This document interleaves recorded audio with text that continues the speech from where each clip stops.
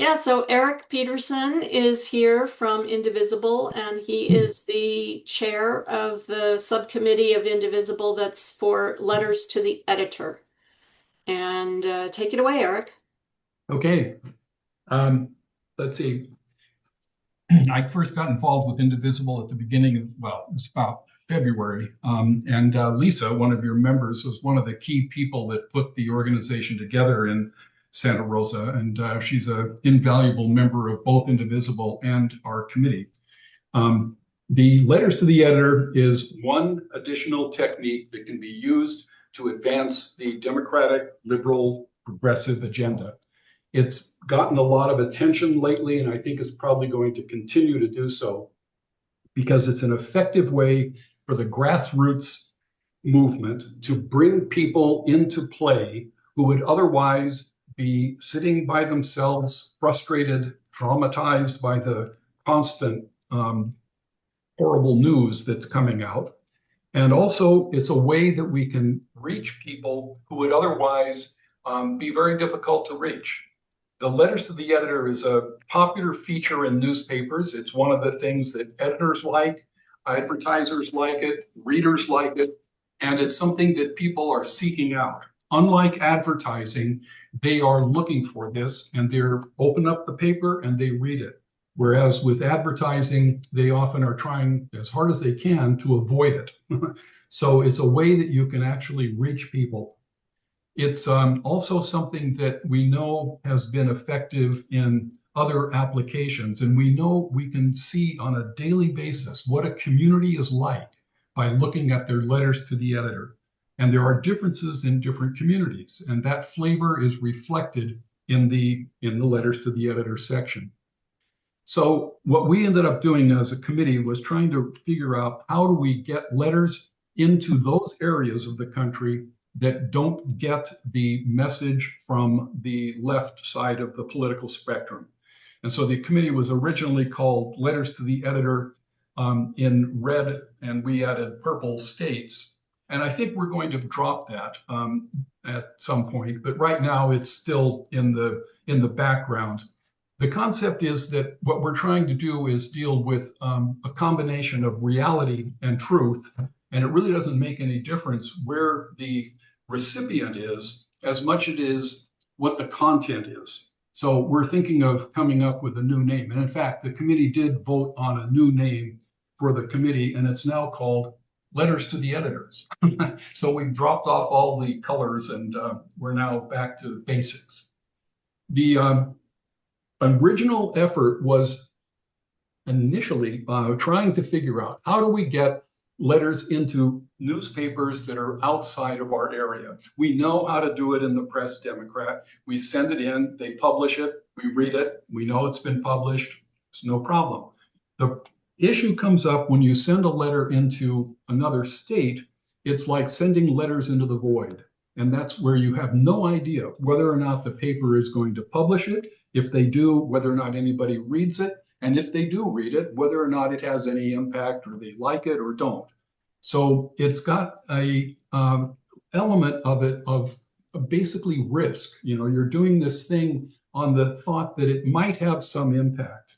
And we've been struggling with ways to find out how to be able to gauge whether or not the letters get published. And so we're, at this point experimenting by subscribing to some of the newspapers in these other areas and then tracking when we send letters out to see whether or not they get published and other things. But the main thing is that it's sort of like an act of faith, and that we do know that some papers do publish letters from other places, including the Press Democrat. We often see letters from Hawaii and Colorado and other places. And I think other places, when we've done the research on it, has been that they say that many papers do.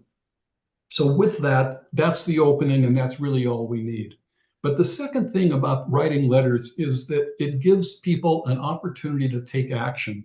And like having an in-person meeting, you end up being able to help address some of the isolation and the immobilization that's being created by the current political environment. And the letters help just by writing just writing something down feels good. And if you send it in, it feels even better. And that's enough in itself to help keep people's morale up as we go into what's likely to be a long battle. So it has some external values beyond the content that we're trying to deliver to the different locations.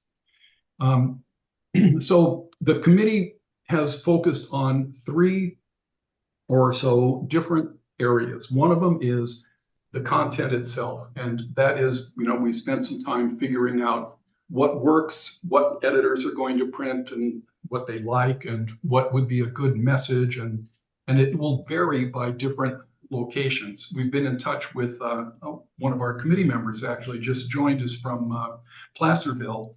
And she had told us what the community there is concerned about. And the reason that's important is because the 3rd Congressional District in California has a Republican who's at risk. And we might be able to help sway some of the readers of the papers like the Mountain Democrat and the Sacramento Bee to vote, or to at least consider not voting for this MAGA guy, by sending in letters that are consistent with the content and the issues that that community is concerned about. So there are ways that we're gaining some understanding about how to, phrase and deal with the content. Another thing we've come up with recently was the idea of focusing on putting the letters into a calendar that is related to the events that are coming up. So we have Labor Day and Columbus Day. We've had Memorial Day. I'd written a letter about the National Cemetery Administration that was published on Memorial Day. And I think it was because the paper was looking for some content, something that was related to Memorial Day. And the same thing is coming up. Our meeting tomorrow night will be reviewing the letters for Labor Day. And we're a little bit late on that, but we've already sent some in. But we want to continue focusing on the idea that the person at the Press Democrat or any other paper is going to be kind of classifying the letters that they receive into definitely in, maybe, and definitely out. And the definitely in box is going to be those things that are related to what the press is already doing. So if they're covering Labor Day, their letters may be related to those events that their journalists and their paper is also talking about. So that's one of several things that we've been trying to think about as to how to better get a chance of having papers print the things that we're trying to communicate to the people that are reading the letters. So that's content. The second thing is how to find a newspaper. And that has really 3 different elements. The first is just looking up the newspaper using Google and search by city and then newspaper, and you'll find a form, if you dig around a little bit, that'll allow you to send in a letter directly to any city, any newspaper in any city, if they do it, if they accept that. There's also an organization called the nationalpopularvote.com, and it has a link on its website that links to the newspaper's form that is used in a lot of newspapers all over the country for submitting letters to their editor directly. So you can go to that website and end up getting a little bit of a shortcut to being able to submit letters directly. But the most important part is something that we've only recently gotten into, and I think it's where the promise really lies. And that is setting up a network of our friends and neighbors and relatives and stuff in other states. And we have one of the members who's got, I think it's like 5 people that he knows in other states who are willing to take the letters that he writes, the content that he has, and put their name on it and submit it to their paper with their signature. By doing that, they end up being able to have a local person submit the letter to a local paper, which is always going to be preferred, but it's going to be a message that the person that's sending it in doesn't have to struggle with to figure out how to say it and stuff. Writing letters is hard. And this committee member is a gifted writer, and so he can crank out some letters, send it to the network. they then are glad to say, I want to support the cause. I believe in what we have to do. I know it's important, but it takes me months to write a letter. So if you can give me some content, I'll be glad to help. And so there's a possibility of developing a network of people that you know that will help expand the reach of the letters that we're sending. And ultimately, that's what the goal is. There's something like 3,000 to 5,000 letters to the editor printed every day, so in the country. And so the idea is it always feels good. I'm got to confess, it really feels good when you see the letter you've struggled with printed, and you realize that it's had some impact. But the fact is, the next day, there's another whole batch of letters. And if we don't contribute to this flow, this river of letters that are going on a fairly substantial level, it's easy to get lost. And our potential impact is going to be then based in part on volume. And of course, the other part is the content itself. We want to have messages that resonate, that speak to the people and what they're concerned about. But nonetheless, volume and getting more letters out is one of the goals of the committee. And in fact, that's one of the goals of this workshop. And that's what I'm doing here tonight, is to say we have a way to expand the number of people who are organized to increase the number of letter writers with a system that increases the flow of letters to the editor. So our workshop basically follows that format. There's a simple introduction that's kind of a sales pitch, and then there's content, what works, what doesn't, with some examples, and then how to find a newspaper or a target, and then a lot of time for questions and answers, and then a conclusion, which is kind of like a punchline or a rallying call or something to go forth and multiply. It's the idea of you can create your own committee. You can get together with your friends and neighbors and you can take action. And by doing that, you are empowering yourself and moving away from the concept of being a powerless victim standing by while this cataclysmic thing is unfolding, and taking control over your own destiny by just getting together with some people and organizing your own committee. And you may end up finding a totally different approach or something that works for that situation that we haven't even thought of. On the other hand, we've been doing this now for 6 months, and we've had some pretty heavy committee meetings where people have gotten angry and left, and some. But at this point, that's what committees do, and I'm not the least bit sorry for any of the confrontational things that we've had. It's been healthy. We've been able to survive, and at this point, I'm just delighted to be able to work on this. We got a good group of people. They're motivated, and I think everybody at this point is looking forward to the weekly meetings. So the idea is we put that all together in a short presentation, probably less time maybe than what I've just done here. And then there's some handouts, and then that's it. It sounds like a really good process, Eric, that you've got in place. About how many people are you leading at this stage? Well, the committee has gone. I mean, we've had as many as 10 people on the committee. They've come more than once, and we've had as few as 4.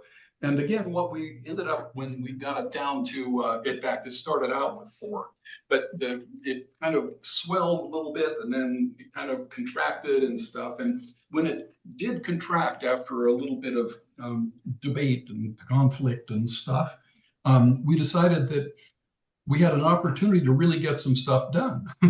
We didn't have that many people to deal with. So we went ahead and took care of all kinds of business that we'd wanted to do and put it in the minutes, sent it out. And ever since then, things have been a lot more upbeat and positive.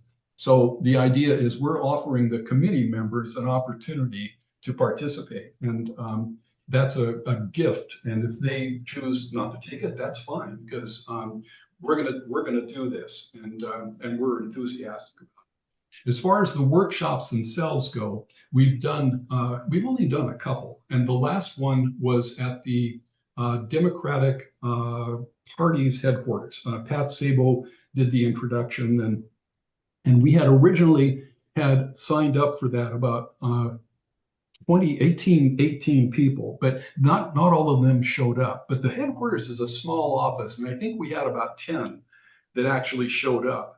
And it was fine. I mean, I felt like they were engaged, they were motivated, they were interested, their questions were great. And I think they went away feeling like they wanted to continue the fight. So it doesn't have to be a large number of people. I have also talked to the Santa Rosa Democratic Club a couple of times just to say this is what we're doing and this is why it's important. So we can do a large group or a small. We have now also a couple of other Democratic clubs in the area on the agenda that are interested, Oakmont and Windsor. And then there's Sonoma Valley as also. I've been in touch with them. And there's the idea is as long as we can get the message out there, it's worth doing. And we're glad to do it.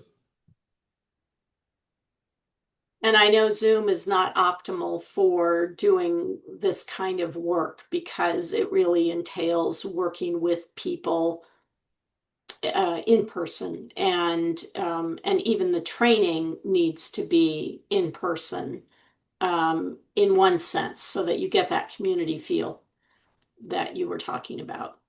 Yeah, and that's the thing. If we were dealing with an outfit in Alabama or something, then this would be, we'd have to do it this way. But when we're able to get our own community get together, there are so many benefits from that I think it's worth the effort to try and figure out how to do the logistics for that. And again, it doesn't have to be a large room. It doesn't have to be a big production. There's just going to be, the introduction, which in your case, it might be you. And then we have my colleague, Dan, who does the letter writing. And then I would do the finding a newspaper. And then we might have somebody yourself, for instance, do a, conclusion, wrap up, call to action, form a committee, whatever. And so that's it. It's like 4 people. And then we would also bring along a couple of people to help with the setup and taking it down if there's a room that needs to be, reorganized or whatever. So it's not a big production. It's not a difficult production at all. But I do want to, say you're right on the money as far as the idea here is that if we can do it in person, I think it's worth trying. If not, then we'll do it on Zoom. We'll do it anyway we can, because our objective is to get the message out. Right. And the more people that join, it's nice when you have a large group because then they can break up into smaller family style groups to compose or to do research or whatever. But there's an intimacy that you get when you have a smaller group, and the back and forth. So either way, you're winning. Well put. Yeah. To the rest of the group here, I'd be interested in knowing your thoughts. If you have any questions for Eric, if you want to know more about this. Yes, Rebecca. I was just wondering if you could give some examples of some of the main topics of the letters that you're writing these days, right now.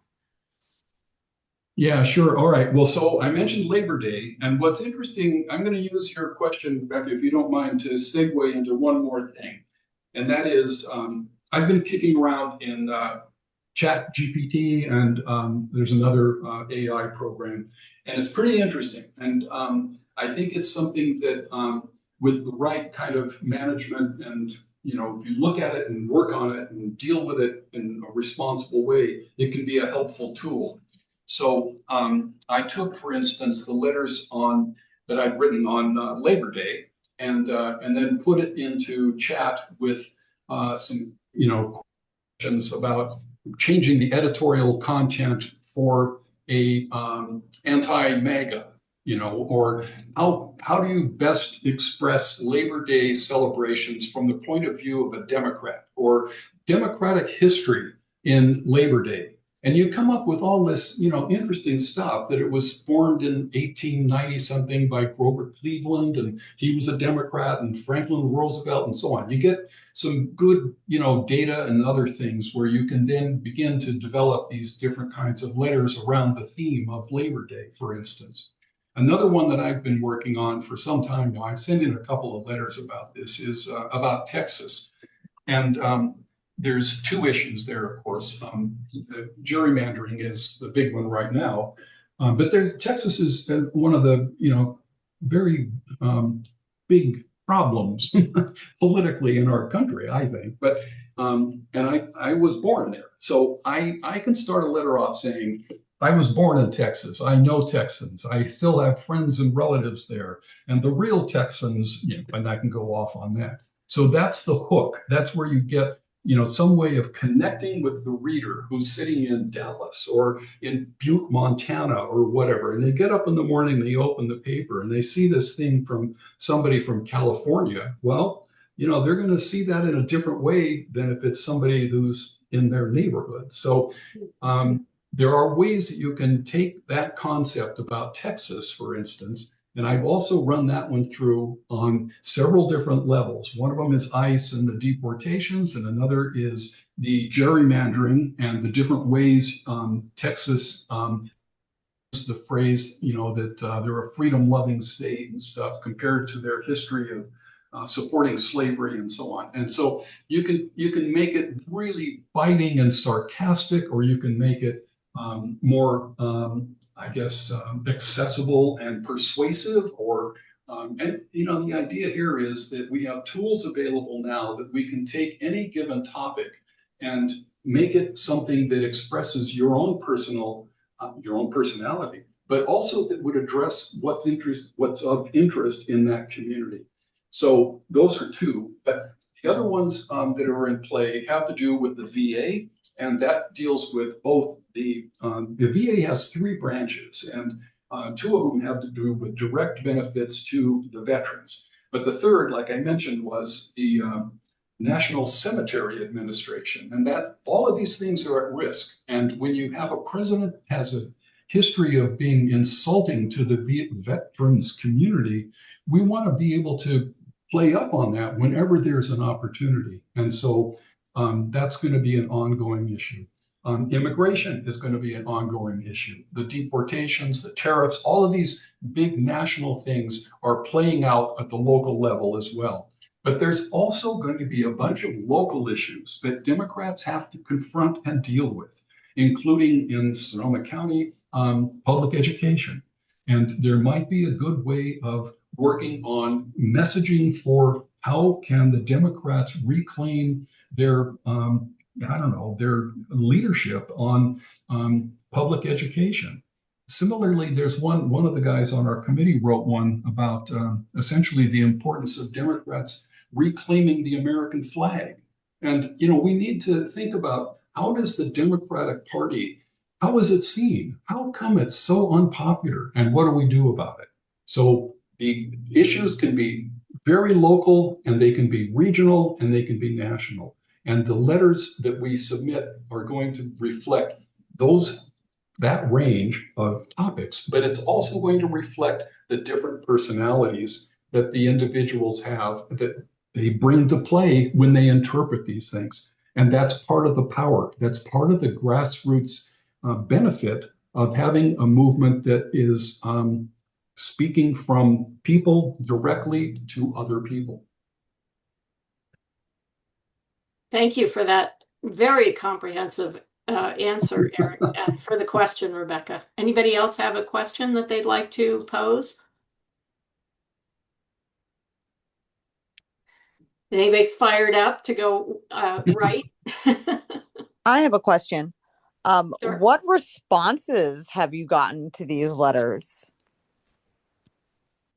That's a great question. And so one of the things, again, that I'm beginning to start. I did one of the letters was I wrote the letter, and then I wrote, what would be a good response to that letter, and so you can sort of start getting some editing. You can start working on the idea of what are people going to say, and then when you see what they're going to say, you can figure out, well, how do I give a good replication, rejoinder to that, and so on. So you can set into motion some things that cascade. So specifically to your question, I did write one that made reference to the billionaires and the tax cuts and stuff, and somebody wrote a letter following up on that, saying, essentially, it was another element about that same topic. So you actually, I think, stimulate some community interest by bringing up things that they may not have thought about.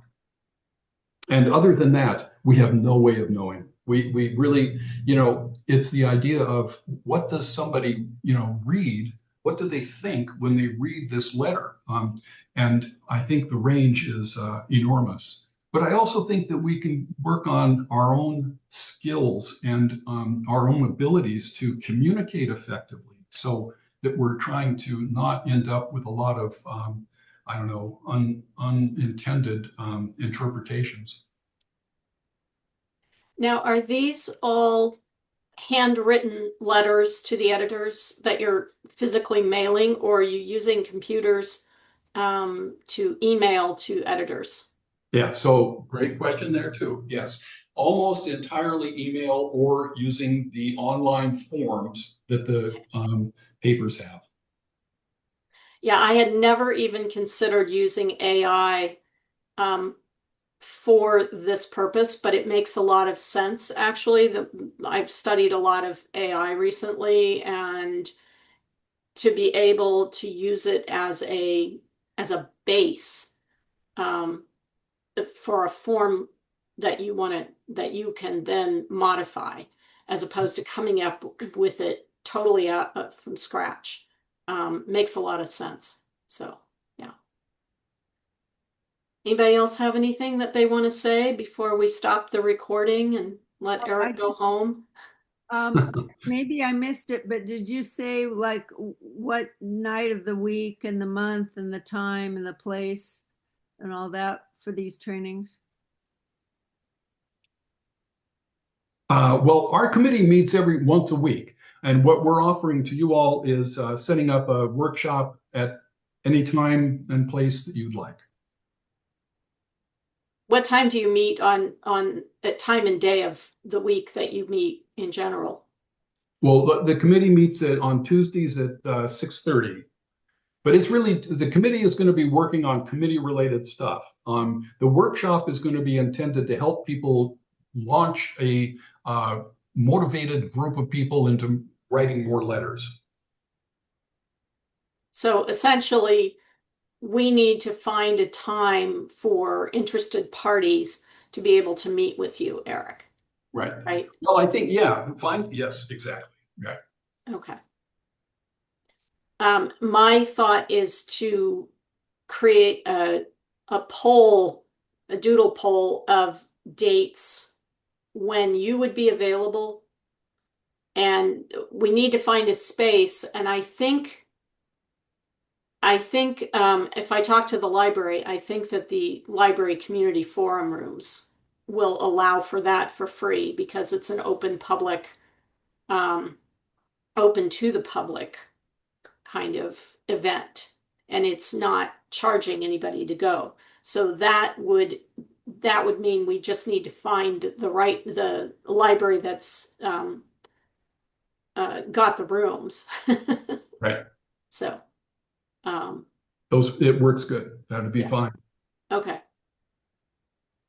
I know that it won't be until after I get back from my vacation, so but I'll be in touch with you offline, Eric, and we can figure out what, say, 3 days might work, and then we can approach the library and find out when they're available. Sounds good.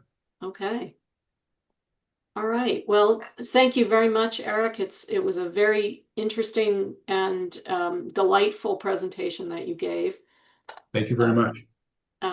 Appreciate it. And to the rest of you, thank you so much for coming tonight. I hope you found it as interesting as I did.